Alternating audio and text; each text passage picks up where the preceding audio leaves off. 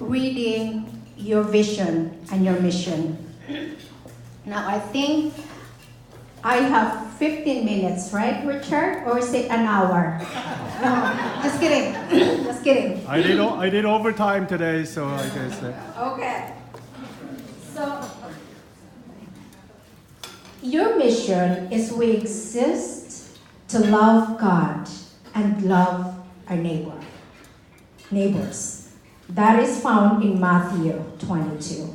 Your vision is we aspire to engage our neighbors through the arts, building a community without loneliness. Laura has given you the brochure and hopefully some of the business cards as well. And our vision, it says that we want to end social isolation. Now, it is a big, big dream. It is a big task. But you know what? We know that it can be done. We know that it can be done. Just giving you a little bit of background or history about Beyond the Conversation. And so it's been 5 years since the inception of Beyond the Conversation, and it came because I saw the need. And this has been going on for many, many years. And just like any of programs or ideas, you kind of came in your mind, and then you can't sleep, and then you write it down, and then you can't sleep, and then you put it down, and then you forget about it. But what I really wanted to emphasize is that this organization is not just because it is a good thing to do. I believe that God has put this in my heart for a reason. I am a child of God, and that's why I really, really enjoy worshiping with you here today. In 2015, when I started this, it started because I observe that people don't talk to each other anymore. We actually have lost the art of conversation. Now, I'm not going to discuss further about the loneliness and the concept of it and social isolation, because you have actually one of the few churches in Vancouver that tackled this issue headlong. And you need to be very proud of what you have been doing and what you have accomplished. Because there are many churches, they do not know what that means. They know, they kind of have the concept of what that means, but you actually took it further. You educate yourself. And that should say something about your mission and your vision. So Beyond the Conversation started in another organization in 2015, and in 3 months, so this was not actually under my portfolio, and in 3 months I started this.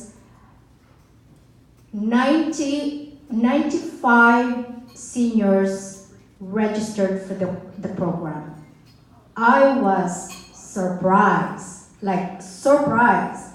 I knew that there is a need, but not this kind of reception. And in 6 months, or 3 months rather, into this program that I started, I opened about 21 locations. And that tells you that although people does not often recognize it for their own, but they know something is wrong. Something is wrong. By show of hands, how many of your friends or family that are experiencing or going through social isolation right now or loneliness? Yeah, absolutely. Absolutely. When we started, the focus of Beyond the Conversation was actually helping or serving the older population. That was the focus. 2017, it shifted, and this is what tells you. Richard talks about the sign of time. In 2017, we got invited to give presentations to high schools, to colleges and universities. And we said, we are serving, this is the problem with this demographic. And at the end of the presentation, they said to us, well, Amie, you are absolutely wrong, because it is not just the seniors that are actually experiencing it. We are experiencing it. And we don't know how to handle it. And we are overwhelmed, and we don't know where to go. So from the attending or serving the senior population, now it shifts. So now we are serving the young people ages 18 to 39 and 40 plus to now all the way to 55 and up. Why am I sharing this? I am sharing this because I believe that the issue of social isolation and loneliness, it is not just for one group that need to address this. It is you. So where I'm removing myself from that focus, it is now, instead of I, it is now us. We will solve, we will address social isolation.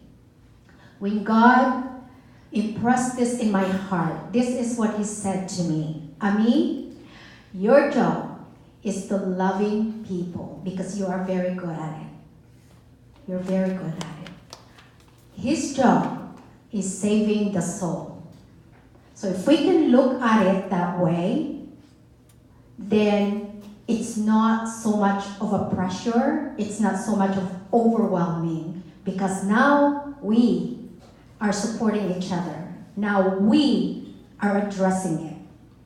I believe Mother Teresa said this, that the problem is not her alone to solve it, but He's casting the stone on the water, and then it creates the ripple effect.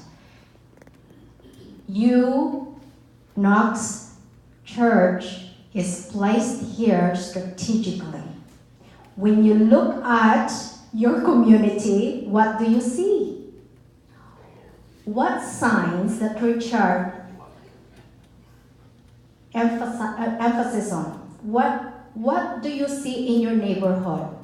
How many people in your neighborhood that actually talk to each other? How many people in your area that you know, that you regularly knock their doors and invite each other for coffee or tea and lunch and go walking? So then my other question to you is, if you need help, who do you go to? Who do you call? And how many people do you call? You can call on when you need help. So that is our why. And then I mentioned a little bit about our how. So then in every organization, there are some challenges. And there are also opportunities. And in a few minutes, my friends will share a bit about what they are also seeing and what opportunities they're involved in. So I will quickly mention 4 challenges. Is that we have been growing so fast. Since the inception, usually organization maybe crawling, maybe walking. We have been running, like running a marathon. We have not stopped running. And that tells you the need of the community. What we really wanted to do for the community is two things. We wanted to increase more groups that people can come and feel like there is a place safe for them, a place they can feel they belong. And then we have about 13, 14 groups that meet in regular basis in Vancouver. We just started one group in Surrey, which is so exciting. They called us and say, we want to open a group here. And I said, perfect, because you're one of the places that we wanted to grow. And then the second part of what our work is all about is we actually give presentations to different places. We also engage people through forums and conversations like the one that you have here, except that we're actually doing it in different municipalities. So we started in North Vancouver. The news, North Shore News got in touch with us, told the story. We started there, and the mayor came, and their councilors came, and then we also branched out to Surrey, and then the councilor came, and she was one of our guest speakers. So we few other places that we are going to offer these presentations. Now, why am I sharing this? Because I really would like to engage, and I would really like to inspire you. To inspire you in a way, and then asking yourself what God wants you to do. It's not what we want for Knox to do. It's what God has been impressing in your heart.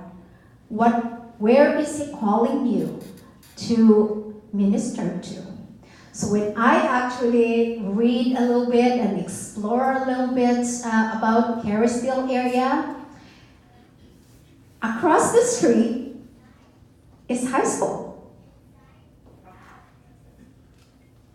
And God, as I was actually thinking about that last night, God said, that is a place where they can minister.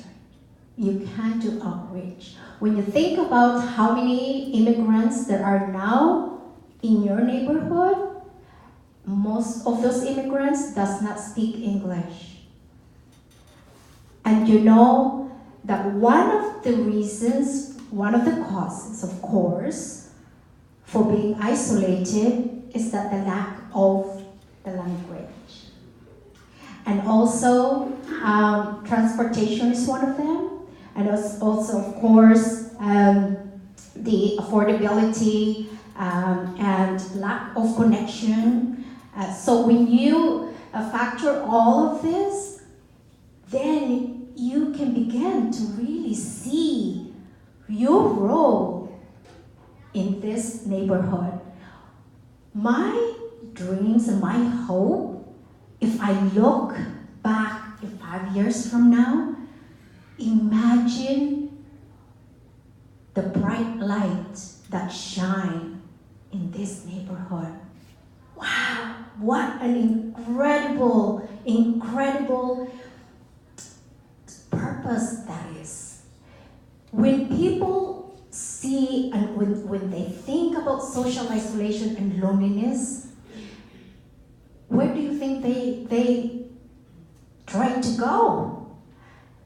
In the 50s, 60s, 70s, 80s, and even early 90s, church is the first place that people would go when they are going through difficult times. The spouse died, and family died, and divorce, and you know, like even just you're sick. They go and they call the church and say, hey, can you pray for me? The sign of times is that people don't do that anymore. But we have responsibility, we have opportunity to do that. Let's claim that again. Let's claim that love that God wants us to do. If we want to play church or religion, this is what God said. In James 1:26 and 27, he said, reach out to the homeless, reach out to the loveless, reach out to those who are in pain, those who are grieving, those who are experiencing mental health. So here's what I wanted to share with you. And I'm going to use my hands because I express with my hands. Here's what I have identified, at least 4 right now, that you can think about, that you can pray. 1, open your door for people whose English is not their first language. Bring them in, invite them. Open up something. You don't need to be a professional teacher. You can open your door and just invite them and have a conversation. 2,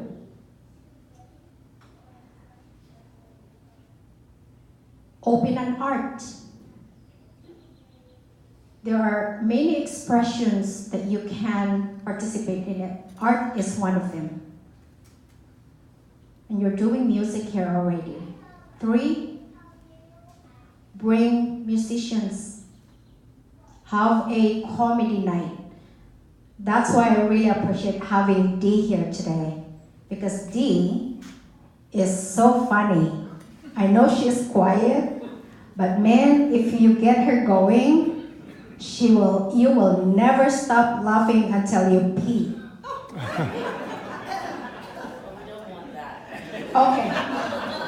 Okay. So I think I oversold her.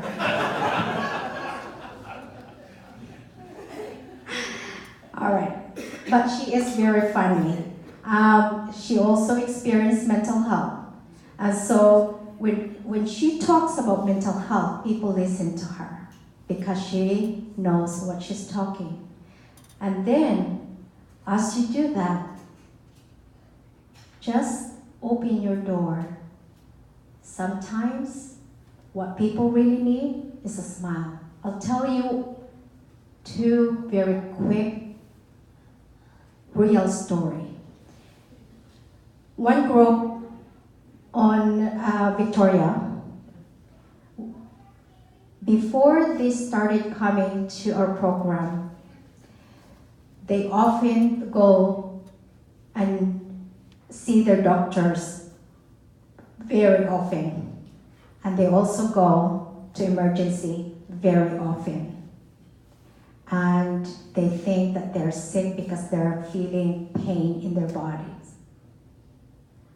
Fast forward, 3 months after that they have been coming, they started to open up to their facilitator and said,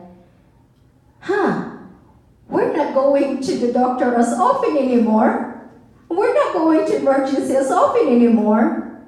And then the facilitator says, that's interesting. Why do you think that is? And then they said, because we are laughing, we are engaging, we are building relationship with each other, that the pain that they were feeling is the effect of being lonely and isolated. And that's so 50%. Their usage of that 50% gone. They're still going for maintenance, but not as severe.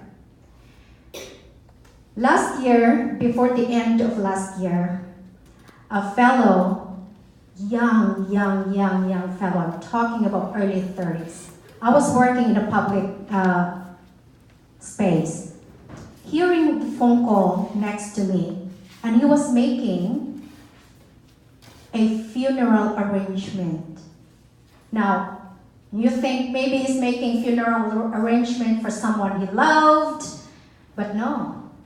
As this conversation go on, he's changing his first, the subject like himself, and then to the third person, and then back to the first person. I said, and I was busy, and I thought, I don't want to be nosy, but I was something within me that says, I mean, whatever you're doing right now, stop and pay attention to this conversation. So 10 minutes later, it dawned on me that he was making a funeral arrangement for himself. So I said, this is serious. So I said, hey, by this time, I see him in a regular basis, so I built relationship with him. So I said, hey, at this time, what's happening with your life? And so he began to tell me, he said, I don't have any friends, I'm very lonely, I don't have any privacy, and he's struggling from the very beginning of his life till now, because he's also autism. And so he said, I'm having a hard time. And the only way for him to do that is to kill himself, basically.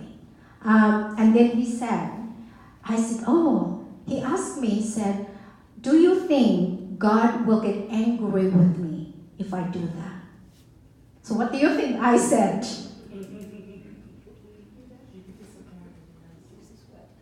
That's right.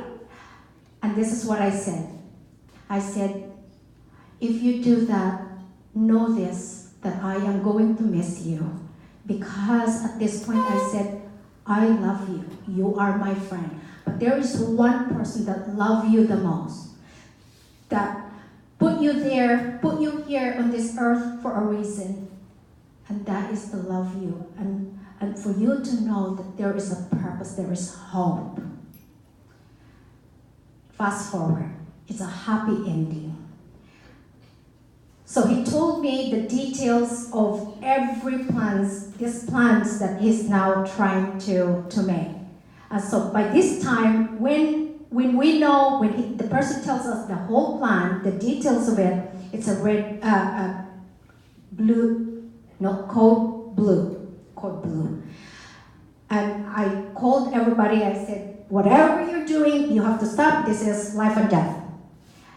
So what came out of that, of course, because he shared with me, he's hearing his voice, and 3 weeks after December, he came back, and you know what the first thing he did to me? Now, this boy is autism, and so touching is not something that he would, because of the sensor.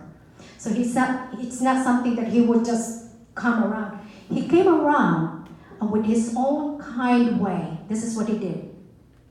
He said, hi, Amie, how are you doing? My heart jumped, like my heart grew like 10 times bigger. So why am I sharing this with you? Because this is the impact. There are times, and I had a conversation with Richard, there are times that I question whether this is the right thing for us to do. Because at this time, we don't have any funding, and that is one of our challenges. We do not have any funding. So we do this out of love. And with that moment that tells us there is a need and we have to do this.